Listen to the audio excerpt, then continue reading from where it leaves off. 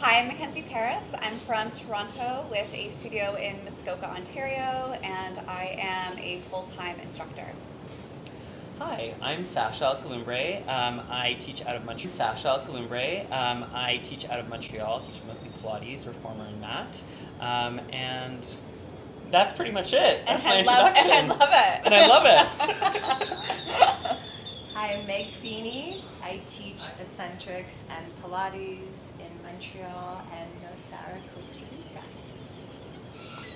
So a really special topic to discuss because I think any tips we can give on recovering physically is something that people can take into their lives. Like I actually did a little bit more legs up the wall, Meg, since I saw you, and I'm like, you're right. You know, you can drain, you can get a good night's sleep after that, but I don't know. I think it's just really understanding your body, and on that topic, it's really easy to get very burnt out when you're teaching every day, multiple times a day, week to week to week to week, and if you're on this cycle and this routine, it's kind of like regardless, you're going to hit a wall, you're going to get burnt out. So how do you prevent that? Like right where you're about to get burnt out, like how do you take a step back before that? And like how do you cope? What do you do? And how do you survive? Well, I'm in the process of trying to figure that balance out, actually. And I think being able to know like what, because everyone operates differently, right? It's like knowing what your strengths are. Is it like, are morning classes your thing, or is it more of an evening thing for you? Can you bundle up classes as much as possible so that once you're in the flow, you're in the flow, and then you break? What I find hard for me, and I don't know if you feel that too, is the days that start really early and end really late, where I don't know if it's the same in Nosara, but I know in Montreal, like I'll have private sometimes virtually at home in the morning, and then late morning classes at the studio, and then a little break, and then privates, Goes and then on and on and then and on and evening on. classes. Like I could have an 8 to 8 p.m., 8 a.m. to 8 p.m. day, and it's just like those days are killer. And then I'm not recovered the next day, and then I do it all over again, or it's a variation thereof. So I would say like bundling up classes as much as possible when you can, and knowing yourself and knowing what's too much in a day, not even in a week. Like think really it has to be balanced from day to day to day.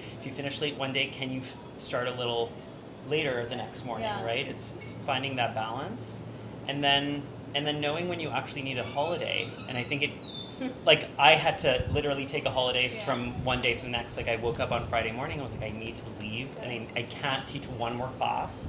Taught my Saturday classes and then left on Sunday, but I don't want to do that. So you're an inch to burn out. Oh, literally. You're right there. And it's not helpful for anything. It's not helpful for my business, not helpful for my classes. Like I don't want to do that. So I think getting to know yourself as you start to teach and figuring out like the right balance and then trying to stick to that.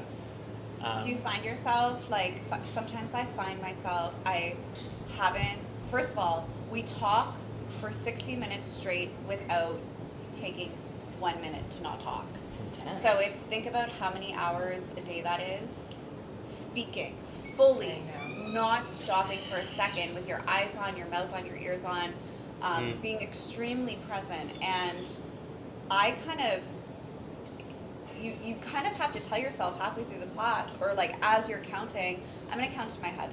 Keep going. Add your pace. Add your, count. Count. Like use the beat, because otherwise all you do for your lymph nodes is move them around. I used to lose my voice after giving workshops for a few days. But this is where the burnout, there are so many different teachers. We know so many teachers who teach as truly a hobby. So if you're the hobby teacher, you have a very different relationship with the practice, with the hustle. If this is just like, something really nice that you learned, and you teach it a couple times a week, and it's kind of developing organically. Right. But we hear from a lot of teachers who ask us, how do you avoid burnout? And people who do a certain method that got them out of pain, but but now they're practicing it so much, not balancing their body because they're overdoing it, and now they're actually getting injuries As and teachers? strain because of practicing, and teaching. And I know for Sasha, that was a So- big attraction of learning the reformer, to save his body from overdoing things all the time.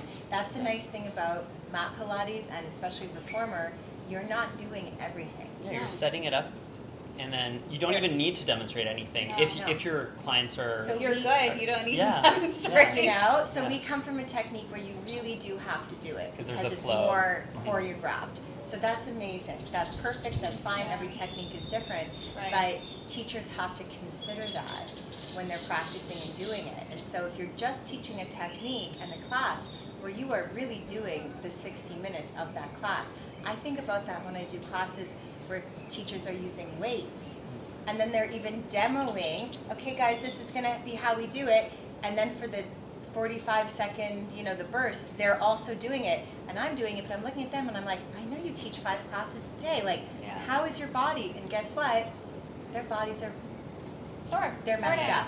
Yeah. And and then they start to do other classes without weights and that Yeah. are more rebalanced and core, Yeah. using your own body weight. But the burnout of talking, of creating, and that need that you're never really turned off.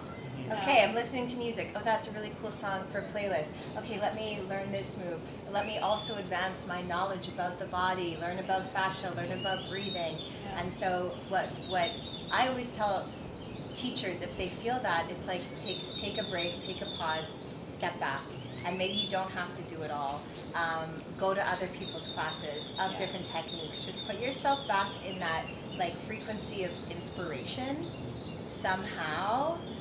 But you do need to, I really believe that you do need to teach classes that you don't have to do all the moves, or Yeah. you will have to cut back your classes. Of Yeah, course. 100%. Of 100%. course. Of course. It's just like Yeah. one or the other. Yeah. You can't be doing, and that goes for any technique or any Yeah. method. Your body will give out at a certain point. I know for me, last year I was teaching morning classes but also evening classes. Yeah. Not crazy late, 6:30 and 7:30. I would be So- like nervous, scared every time before, because I'm like, I'm tired. I can't bring the energy up that people expect, because people Yeah. wanted to work hard always.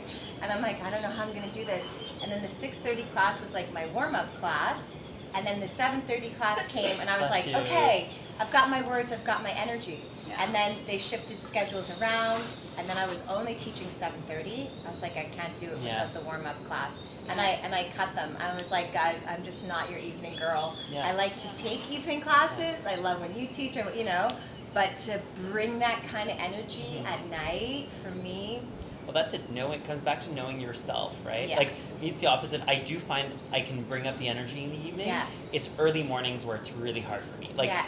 people are like, teach at 8 a.m., teach at 7 a.m. I'm like, Yeah. I can teach virtually at 8 Yes. because I'm like in my home, but yes. it's hard. Yeah. I know, and I like morning. Morning. Yeah. If I were to give people advice that are very interested in becoming teachers and pursuing this role, stay away from the trendy studios, stay away from the clickbait of what's popular, go off the beaten path and try forms of movement that are structured and classical, whether that's in Pilates, in eccentrics, in yoga. Print a list of all the studios in your city or your town, go to every single one of them, grab a notebook, write the takeaway of what you stood out in your body, what you loved about what that teacher said, physically write down the cues, and just start to create a notebook of movement. And from there, then go and research different types of training. Start slow, start small, because it's a very long path, and our biggest critique is you are so responsible for people physically. It's not about you in the class, it's about them. And the more you know and understand about the body, the better everyone will be in the class. And so do it properly, do it slow, and really understand your goal. If you just want a YouTube channel, make a YouTube channel.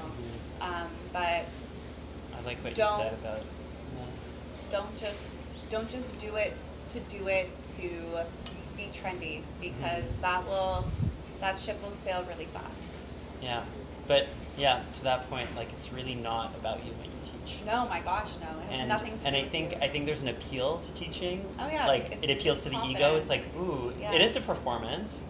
It totally is, but that has to come, like that's secondary. Yeah. And it's a Yeah. skill that you of course have to acquire, and you do need to be able to like hold the space and like take up the And space. it takes a lot of confidence It to does. stand up there and have your own power and to inspire others, and you pass that confidence on to others. But it's not about my body right now, it's No. about yours. Mhm. And you have to put your ego and your selfishness out the door, and you have to leave it there. And you have to be It's all equipped. about you. It's all It's all about about you, but it's you have to be equipped. Yeah. And And this is where training comes in. And like this is the interesting balance and dance between doing something that you love, being drawn to a technique, a movement practice, because you love it, and then you think whatever, you want to learn how to teach for whatever reason.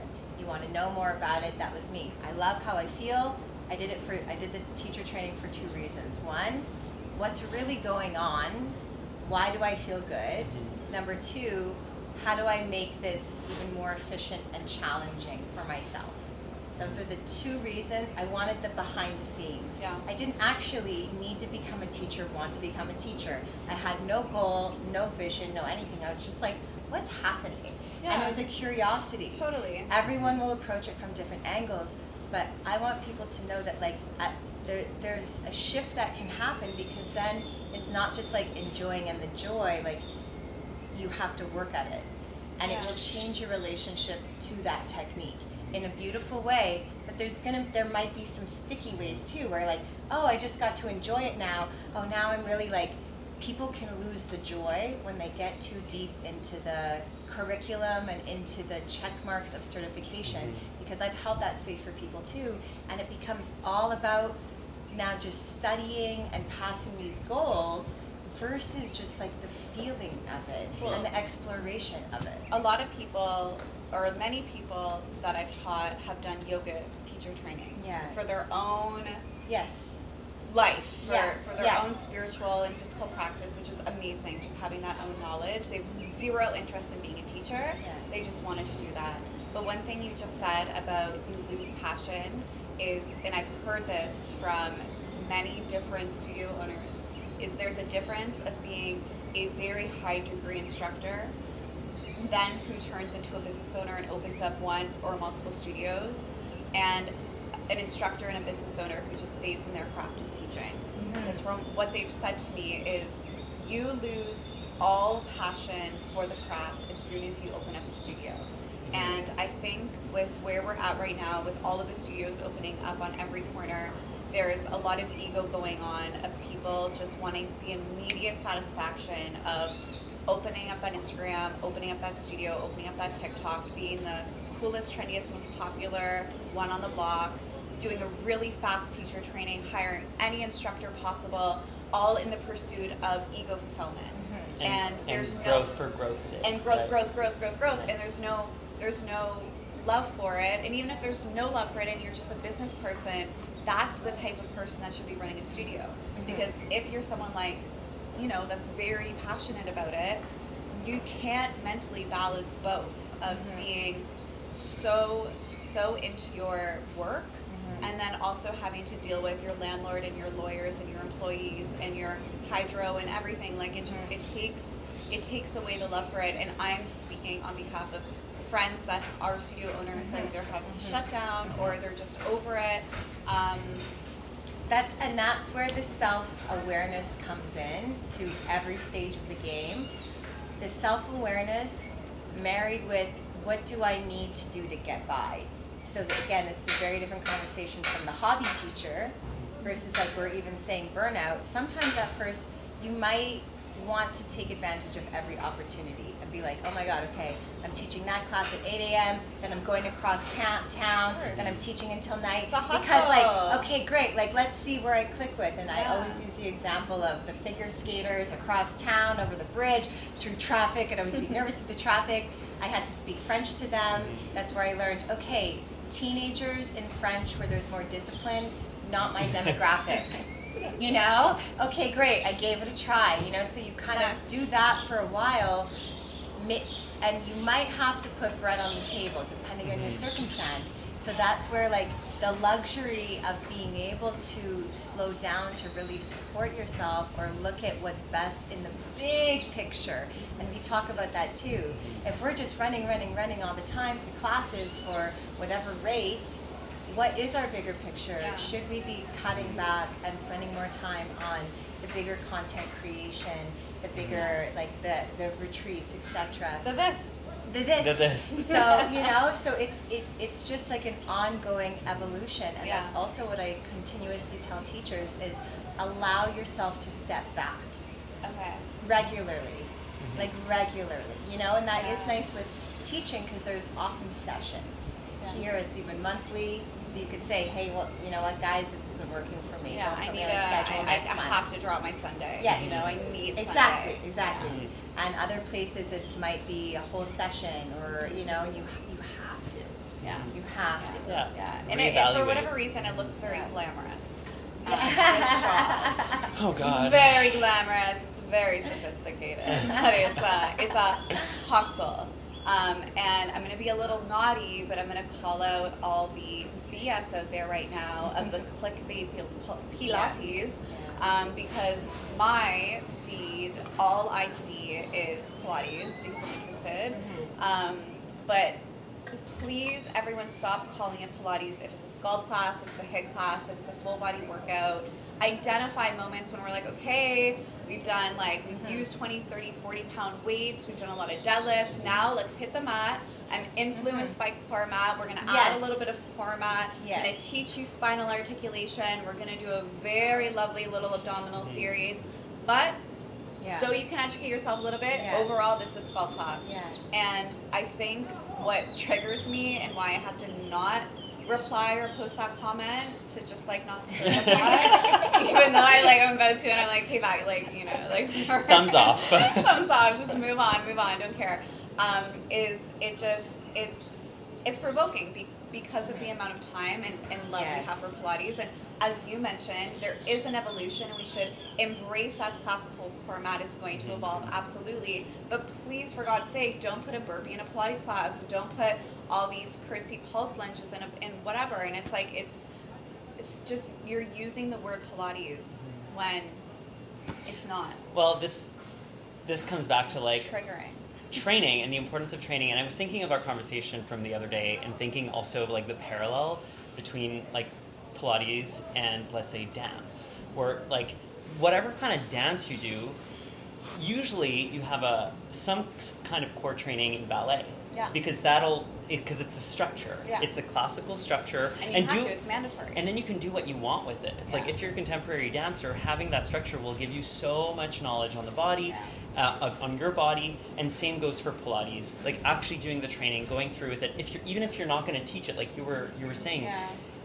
It's it's so essential, and honestly, it's just gonna give you one more credibility, but also it'll give you more confidence in what you're doing and what you're teaching, and hopefully it'll also help Pilates not kind of diffuse into whatever, because right now it kind of is whatever. It's now just water. Yeah. It's just now completely watered down. It's just whatever, and I'm very happy for the boys and girls, women and men that are very excited and they're signing up and they're putting their money towards it.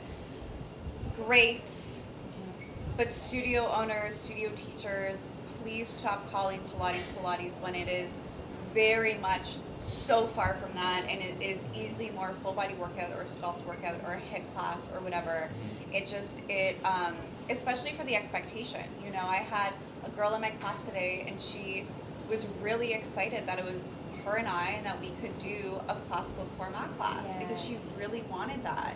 And she's been coming to my other classes, and I have been adding a lot more elements of of movement and sculptiness and whatever, and I do identify that because I want people to understand this is a little bit off Pilates. However, my point is, if the class is Pilates and there's a class description that says Pilates, and the girl's walking in, the man's walking in, and they're really excited because they don't want to risk injury because they know they can't do it, and then before you know it, they're doing jump squats. Like, no. Yes, I know. Yeah, the importance of labeling. No, but the importance of labeling. No. And labeling correctly. Yeah. Just not to. Imagine not going to mislead. to a yoga class and doing a bar class. Yeah, it's like, no. Imagine going to a vinyasa class and you're in restorative. Yeah. So how would you classify, like, how do you explain Pilates to someone? What makes a class Pilates versus what makes a class just these full body workout classes? Like, what are some elements of Pilates that you think, like, are the fundamentals that every Pilates class absolutely must have? Foundation, beginning, Pilates principles at the beginning. Breeze, the first 2 minutes, breeze through the principles. Neck, pelvis, breath, rib cage. You know that, and then introduce the movements, the pelvic floor, the abdominal work, the shoulder bridge. I'm not going to go word for word, but there is like you're pulling the structure, you're placing it, pulling the structure, placing it. You're adding that contemporary approach by having those 3 pounds. You're using them to assist in these positions, but you're staying within the lineage of it all.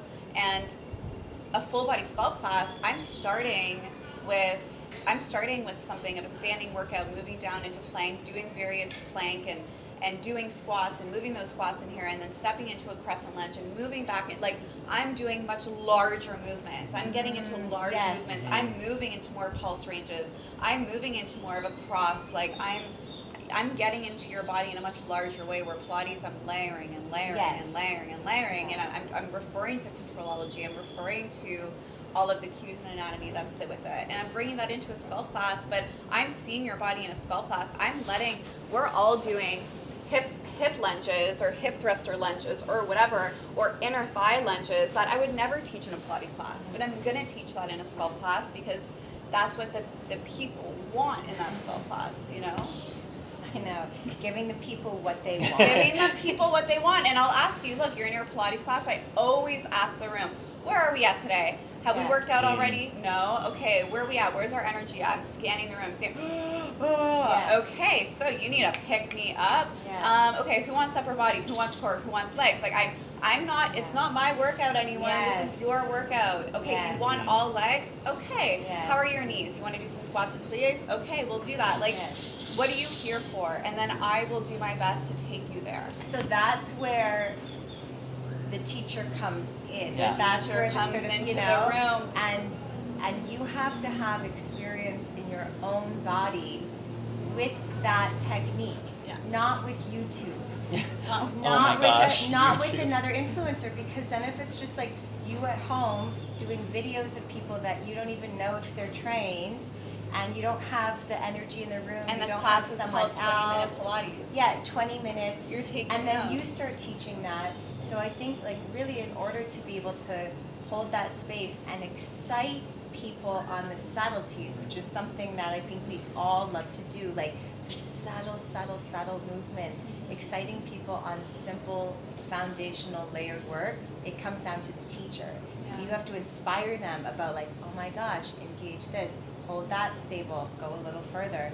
So that comes down to knowing that in your own body, experience with, like, the real true technique, and, you know, finding cues that really inspire and connect to people. So today, the girl, she goes, I kept saying, and I usually say this, is this landing on you? Yeah. Does this work? Like, do you feel, like the cue I'm mentioning, do you feel that in your quad? Yeah. They're like, yeah. And then today she goes, she actually stopped when we were doing side kick, and she goes, what do you mean by flex my base leg? Yeah. Or flex my core? Do you mean suck in? Do you mean squeeze? I'm like, well, I'm not allowed to say that personally. I don't like suck and I don't like squeeze. But when I'm saying flex your leg, flex your glute, draw your abdomen in, that's exactly what I'm referring to. She's like, oh, it makes sense then. I'm like, yes, thank you. Switch the word around. Now it's landed physically. Now she'll always know where to go. Yes. And back to this idea of like, Tell us. mimicking. I think there's like this whole thing right now of all these instructors who aren't trained and who mimic, and to them that is teaching. What do you see often? What do you see mimic? Mimic. They take a flow from, like we said, YouTube, from Instagram, and they base their class off of it, and that's teaching. And it's like, it's great to feed your teaching with additional content. Like, I also like to, I see this exercise, I'm like, I've never tried that. Let me try it and then see. But that's the thing, a lot of people will mimic, will not do it really in their body properly before, understand it in their body before they teach it. And then, like, this is where danger zone comes in, especially on apparatus. Seeing something and replicating it without having experienced it in your body, like, over and over, that's when injuries happen. Yeah. And you see all the, I mean, we talked about the other day. It's replicating snake without being trained in it. No, but it's really scary. And you see all these fails, all these people getting injured. I don't know if you saw that video at some point. This girl in a reformer, she was hands in straps. She was facing the foot bar, launched. Her spine went crack in full extension. She fell into the well, and horror stories. And this can also happen on the mat. It's just like mimicking new instructors. Mimicking is not teaching. It's you're only as good as like your training and your experience, and then YouTube is just an additional tool. Yeah. That's it. Yeah. It's the lineage of teaching. Like, you really have to make sure you're learning from the right person and the right places. And that's why I only like to go to the best classes and the best teachers, because it also just like, it's not even like, let me take that exercise. It just shows me what a standard is. Or you do that class, you're like, it shows me and what you need to call someone. Sasha, Meg, you're not going to believe what they told me to do. Oh my gosh. I don't have a bad knee injury, but I have a sensitive knee, and it was from an instructor here. And she's very, very, very talented, but she took shoulder bridge, holding on to the shoulder things. Was it a reformer class? Yeah. On shoulder bridge, she wanted me to dip my hip, so spinal twist and a shoulder bridge, hips were hovering. Then she wanted me to push up, off, so my legs were straight. Then she wanted me to bend and twist more and then come all the way up. And she came over and she assisted me, and she wanted me to, I can do it, I'm very mobile, but she wanted to twist me even more. And then she wanted to push me, and I can feel it right here. My knee went tweak. And then I had to stop, and I had to pop it back in and come back in. And ever since then, I had an injury. And she's, but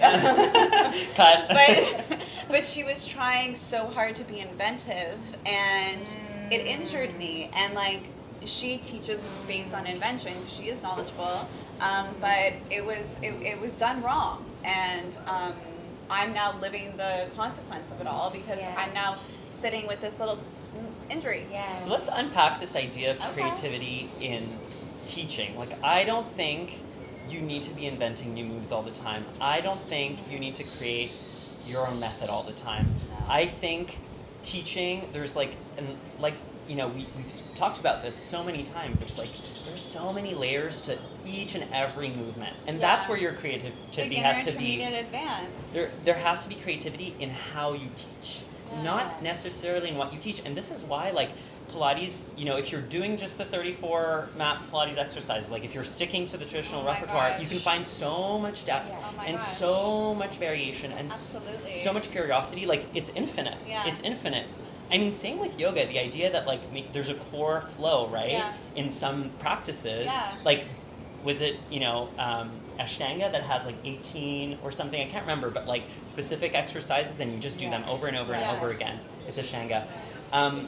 There's so much beauty in that, and the teaching and the creativity in the teaching is really in the how versus the what. So I think I mentioned this to you, but there's a studio, and you have to come up with a new exercise every class, and if you don't, you're not getting that 6 p.m. on a Monday time slot.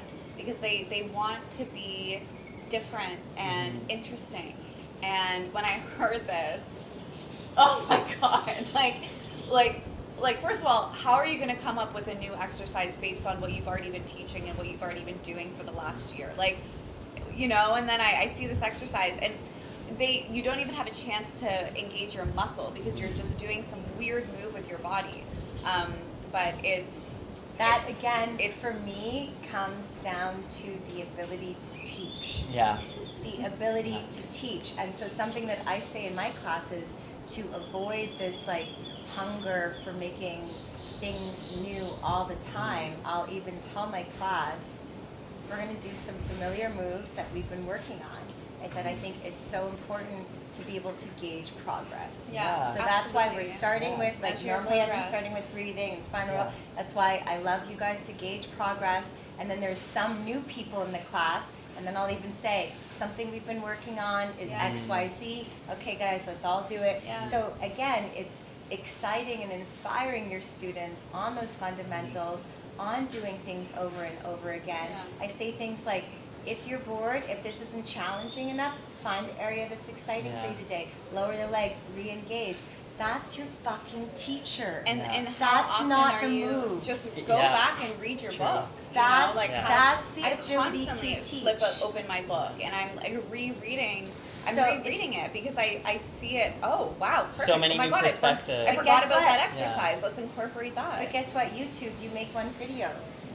People are doing that again and again and again. Yeah. So you don't even need to be Yeah. a teacher. You might not even be talking at the same time as your video. Yeah. You know, if you go into a class. So, I mean, this is all like relates to the art of teaching, but like it's being a teacher, and a lot of people are mimicking, copying, but not getting into that like psychology of what's going on in the class. And what's the And big that what's the big area picture? is the most exciting area for me. Yeah. The most exciting. Yeah. Coming back to those basics, but then your choice of verbal cues Yeah. and how, so that you're not like thinking, oh no, people are doing this class, it's the same move that we always do. Oh no. It's like, no, like this Perfect. is yes. Okay, now their muscles. Now 3 it's weeks the later, subtle, their muscles subtle, are subtle, finally subtle. there. Yes.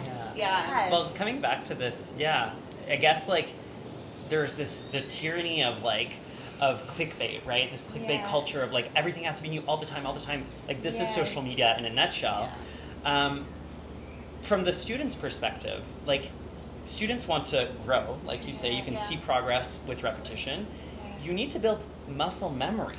Like And there's no confidence, way your too. practice will grow, your body will strengthen if you're not repeating a Yes. certain number of moves. Yes. And I don't know if it's a general Pilates principle, but I know some of my the master educators I learned from, a lot of them said like there's like a percentage of a class that needs to be something they know, and then a small percentage of something that's newly introduced, you know, like, and I try to balance that out in my classes, and sometimes I feel myself getting into this like, oh, but I need to find a new, a new exercise and do this, and then I'm like, wait, there's just so much already. Yeah. Let's Yeah, work with there's what so we much. have. And how beautiful it is when you see that person in your class grow. Yeah. Like I open up my summer studio in May and I close at end of September, and over those weeks I'm watching you come either every day or 3-4 times a week until I say goodbye to you in the fall. And I've seen, first of all, your body's taken shape. I've seen you completely develop self-awareness, body awareness. You know now the sequence before I even say the move. Yeah. And like, great, let's do this. Let's go. Slow down a bit. Don't jump ahead. But I name the pose, you know what we're gonna do. And now I'm seeing your body begin to master one leg circle, where we can now hover that leg. We can now do that abdominal curl. Like you're ready. You know? It's With the ankle weights. break, It's killer. so killer. It's so 2 killer. pounds that feel Oh like my 20. God, I could spend easily 5 months on Yeah. one like those. Yeah. Easily Yeah. on that move. Yeah. And just Easily. be patient, be patient with this whole thing. Like, I think any person who talks about being a business owner, they say your success is not supposed to happen in 1 year. Those successful businesses, like if you're lucky, you'll grow in the first 5 years, but 10, 20 years, like that's a true business that has really grown and grown. So what's the rush of being excellent right away, Yeah.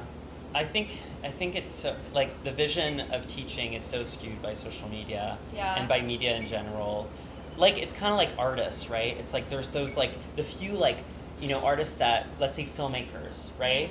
That are like pop out in their 20s, 2 feature films, they go to Cannes, they go wherever, and then they can't really sustain that for the rest of their lives. Maybe some can, right? That's very like the percentage of those filmmakers is so slim versus those who start in their 20s and then start to really like hit their stride in their 50s, 60s, like that's a career. Well, look at Demi Moore, right? She just or her exactly speech, actors like, too. That was that you know, took our breath away because It was incredible. She's finally for the first time ever getting nominated for roles when she's been the face of movies for 30, 40 years, and she's finally getting properly recognized as a serious actor. And like I'm so proud of her, and I think that's like with anything, you know, life is, we have a long, beautiful life. Like, what's the rush? Take your time, be patient, and like let yourself grow, let yourself change, let yourself evolve. You know, we can't resist that. There's an obsession with like instant gratification, instant Insta. fame, instant,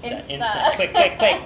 But it's not. That's not most people's reality. Yeah. And exercise doesn't work like that either. No, yeah. So you're kind of, you know, going against the true understanding of consistency and progress if you think things are going to happen overnight. It's just like your body. Changes happen. They can happen fast with consistency. Yeah. They can. But it can be surprising how long some things take. But then it feels like that day arrives. And then, oh my gosh, I can't touch my toes. Right. Or, oh my Just gosh, wake up I that did day. just do that. And in that moment, it feels like it arrived in that moment. Yeah. But you're like, oh, it's been 6 months. It's been 8 months. It's been 1 year since I've been working on something. And in that moment, it arrived. But wow, that was a year of work. And then that just like, I don't know, that sustains that motivation and inspiration to keep going. Yeah. So if you are a teacher and you don't understand that philosophy for yourself, you will only get your students so far because you have not embodied that consistent gradual work, because you think, okay, let's throw a rubber band on my butt. Let's get some kicks. Let's grow the booty, grow the booty, grow the booty, grow the booty. It's like, okay, well, you know. We're just gonna pulse for an hour. So today, actually, in this kind of topic, after class today, I pulled this woman aside, this lovely petite woman, and I said, I just have to question, other than my classes that you're doing with me 3 times a week, and I know you do a lot of yoga, are you doing anything else? And she goes, no, just you and yoga. And I've seen for the first, I looked at her the other day and I went, wow, look at the definition in her arms and her legs.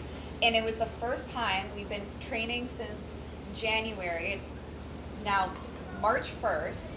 I said, whoa, her body just took shape. And I've seen these gorgeous bicep, tricep muscles, this gorgeous definition in her quads.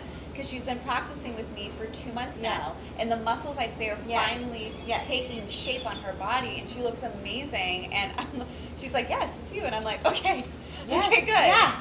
I want to turn for a second, because there is something to be said about no matter what, how long hitting the mat. And, you know, there's a lot of people are like, 11-minute workout, that's all you need, like 10 minutes, that's all you need, and whatever. And obviously, we love the structure of 40 to 60 minutes, but I will say thumbs up to people who can stretch for 11 minutes, who can do some type of glute or core activation for 11 minutes, who just having the well-being to move your body, create circulation, create energy, do something in a safe way. I applaud you, because I know how busy life is, doing a job, having a household, having a family, doing all of the things. And if you can dedicate a little bit of time to your physical body, improve it, its spine structure, your mobility, your breath, like, keep doing that. If you can make it to an hour class, amazing, but don't let the hour take away from you physically feeling the benefits. Thoughts? I mean, that's a philosophy I embrace. Like, no, really. Like, I have some students who are like, I really want to come, but it doesn't. I'm like, you know what? Convenience is number one. Yeah. If the studio is too far from you, if the schedule doesn't work with your work schedule, don't worry about it. Yeah. If you can fit in a YouTube video, or if you can fit in, your favorite instructor's online Zoom class, that works as well. Or like you have your own practice every morning, you do those 10 minutes, that's great. Yeah. Like there's no rule. And it kind of comes back to what we were talking about for like instructors, finding their flow. It's like as an individual, you have to find your flow, and fitness and movement have to fit into your life in a way that works for you, and that doesn't look like anything in particular. It looks like what you want it to look like. Yeah. I think that some things to help with that. One, a lot of people have like decision overload. Yes. So let's say you are on a streaming platform. Yeah. What video do I have to do? I have to do new videos every time, coming back to that. And when I would help people, I would ask those, are you a video person, or do you need to show up to class? Yeah. Okay, great. You think you're committed enough? Okay, find the time at the beginning of the day, unless you think you could go home and put it on at 6 o'clock. And I would tell them, choose 2 videos, choose 3 videos, put them on repeat. If you think it's like Netflix, how many times Do you watch I Sex don't and the City? even try to sit down to watch a movie. Too many Sex and the to City name. on repeat. Because I'm choosing. So I watch Sex and the City On every repeat. day of my life, you know? And have been and will be. Because I don't want to, what do I have to choose? What do I have to choose? So one thing to help people stick to something at home is you could literally do one video, even if it's just For the rest of your hips life. and butt. Do it for a week. Like if you feel imbalanced, Yeah. okay, change something Yeah. up. But just stick to something simple. Yeah. I have so many people, I'm sure you do too, like who tell me, oh, I do that video of yours Yeah. all the it's Yeah, I my hear favorite. that. I'm like, I hear perfect. that, yeah. And I'm You like, know? really, the video's like, Yes. okay. But they're like, I know. nope, that's what I do. You're doing it. Right. And then also you don't have to have the perfect circumstances. So you don't have to even clean your room. You don't Oh, even my have tripod to, was Yes. crooked. No, yeah, And they love for it. that video. Okay. But even for doing them at home, Yeah. you could be wearing your pajamas. Totally. You could have muffins baking, and you put it. I love Melissa Woodhull for that. She does like a lot of countertop or with a stroller. Like there's a lot of people now who really promote just like do it when you can. Yeah. But again, here we go. It's knowing yourself, right? Yeah. It's knowing Knowing yourself. But be careful Being just honest. jumping into those jump squats when you're just waking up. Yes. This is how I walk out of bed. Jump Like, out of bed. Jump out of bed. Like Jump out if of bed. I were you, Yes, and we yes. were to suggest how, Yes. start with some coordination, mobility, Yes. start with some breathing, start with grounding, start with identifying your body, start with some tapping, get into it, and then create some flow, create some breath. And then once you're like 2 minutes warmed up, then add Yeah. the load of your own body weight. And I think Yeah. definitely, and I think like if you look at it from a bigger picture too, it's like layering things in your life. Like I think we can get so caught up in like, oh, I have to do the lymphatic, I have to do the Abs, stretching, I abs, have to do this, I have to do abs, abs, abs. booty. It's like, whoa, who said you needed to do everything right All now, the time. all the time? That's not balance. Balance is kind of this ebb and Yeah, flow of like, da-da-da-da-da. today I can do this much, and tomorrow I can do this much. So Because being then like, if you have that, you will always feel like you are behind. oh, You will always feel like you're not doing enough. And what kind of mentality is that to put towards your body? Yeah. That this like scarcity, this fear, this Mhm. something versus like, oh my God, yay, I have 10 minutes. Way to go, me. But I suspect know? this is like it's a phenomenon. Like right now, this Yeah. is what a lot of people are experiencing. I'm just stretching. You're like Sasha, like on So camera. what are our closing thoughts? Whether there's something you want to say about what's coming up for you in life, or something you're looking forward to, or what you want to leave the audience with. Why don't you start? No, I have to think about it. Yeah, me too. I'm like, that's a big question. I think there's so much. I think the three of us all share the same higher values and goals with this, and what our role is. I think the three of us, we share that, but then we're also all kind of taking a different avenue of it all, because we all kind of have our own space. I love that the three of us get to collaborate. I think it's so cool to have like-minded. Oh. A bird just hit the mirror. That's okay. So She's fine. She's really pretty. I think I'm very fortunate and grateful to have like-minded people that I get to trust and have these conversations with. And like and raise my knowledge too, so I don't just talk to the mirror and and like talk to people who don't get it. But and it can be hard to be alone, like to Yeah. have our own businesses and just work alone. Yeah, most alone, of the time. alone. Alone. But there's a big world out there, and I know we're like 1 year at a time, 1 quarter, 1 month at a time, like evolving, growing personally, growing also in our craft. I'm so much more confident than I was when I started or I first came here. Like, I'm so different. Not really, but I'm just so much more evolved. And I'm starting to see where my business is going to go. I look forward to being in a place where I'm still the head instructor, but I have other instructors that are working for me. I think that's a really cool place to be in because I have so many classes and community. And just, one thing at a time, like not throwing it all at once, but working on other forms, being fitness, beauty, and health. Like I would like to have a full, call it collection of all of that and, introduce a little bit more than one thing at a time.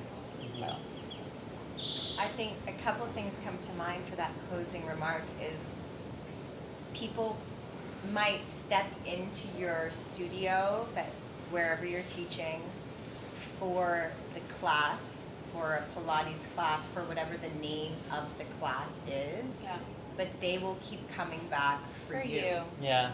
So, this is what's really important for people to remember. with building community. With building that, and I think it's just so important to practice what you preach. So the more grounded you are in whatever philosophy that speaks to you, whatever values that speak to you, you better walk that walk outside of the studio. Because there's a lot of people that might put it on for the video and put it on for the 60 minutes, but outside of that class structure, they're a little shady. They're cut. I'd say we're working with a big We're just gonna percentage beep out the next 60 minutes, and Mackenzie's gonna go off. She's like names. A big percentage of people that don't walk. And I think that and I just also want to tell people who teach, take every lesson. For me personally, it was going through the pandemic. I call it the softening. I was going through the pandemic and realizing, oh, I guess my body really was that shape because of all the things I was doing. I'm just not naturally like that, huh? And it was very humbling going through that pandemic and living alone and having that social isolation and seeing the toll that it took on my body in front of my eyes, looking in the mirror, seeing my body change, having all the knowledge in the world of how to building take strength care or of losing it. strength? Lose it. It's true. A lot of people went into their plank era. You're like, I left. did not. Yeah, exactly. So I was live streaming on Instagram. That's I what was it's not. called, I was not. I was like. I was teaching. We were teaching on, but it was all I'm saying is that I had to then hold that space for myself. Oh yeah. Because I freaking hold it down for others. So who am I? What am I really gonna? Oh, love your body, and then behind closed doors be like, Meg, take care. No, I was like, this is really important to also take my identity out of the physical reflection. So seeing, okay, lost some muscle definition, lost these things. Who am I? Girl, you got it back. I'll tell you that. But that was. It's literally this year. I tell Sasha, I'm like, I feel like I'm the strongest I am now. But it was so important to go through that, and I think anyone who holds that space, it's really important to go through those ebbs and flows with grace, because people will feel that authentically from you, and not everyone has to. We're all different space holders. You can think of all the teachers that you love, very different space holders. Right. So it's finding your voice. That's a really good way to put it. Finding your voice, finding your space, but making sure that you are really preaching that for yourself outside of the studio when the cameras are off. If you are really serious about growing your practice, growing your community from that authentic place, people will feel that. And then guess what? You could teach freaking anything. I could teach a juggling class at this point. People would come, you know, because, and that was important to me. Something. I just imagine you. Yeah, exactly. But you're in like a big wide, you know, medial rotation, you know? So, you know, and that's what's been exciting for me to come from a teaching background. Yes, I grew up teaching swimming and teaching swim team and teaching preschool and having a formal, you know, education background in university, but transitioning through different physical modalities, from eccentrics to you know, just a studio branded technique in Montreal through Element was my first non-eccentrics physical teaching, physical fitness class, and then Pilates, and finding my confidence and my footing within them all. So because I know how to teach, and that's what we're saying at the base of this video too, is your ability to teach is so different than your ability to copy and do an exercise. So if you're serious about it, Take it seriously. yeah. Yeah. Sasha, closing? Well, I mean, we've touched on so many things. I don't know.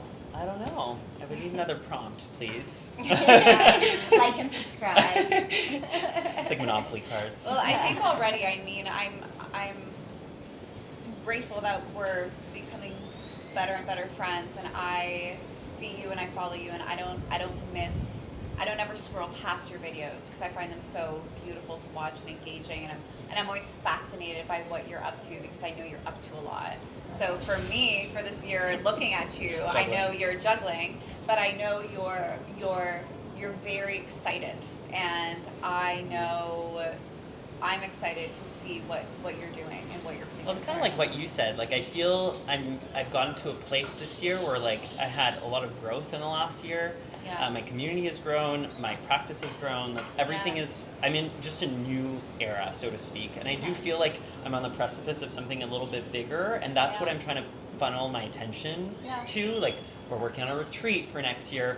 I'm, you know, starting to work on my YouTube channel, like things that are beyond the hour-to-hour class, because I do think, like, I want to keep teaching in person, but I know that it's not something that I can sustain in the same way, or the same amount. You want to reach, you know. And I want to like, reach look at this. exactly, and I also want to, like, meet new people and have new opportunities. And I know that doing what I'm doing, you know, long term will not allow that. So I think the next phase, and this was like me coming here was taking a break and kind of like, okay, recalibrating and figuring out what are the priorities. And I think this next year is about that. It's about, like, everything that's outside of the studio, and I'm really excited about that. I mean, same for you. You know, it's like coming into a new phase of your business and of your growth as an instructor and as a Flipping person. that page. Yeah. Well, wishing you the best of luck. Thanks. Both of You too.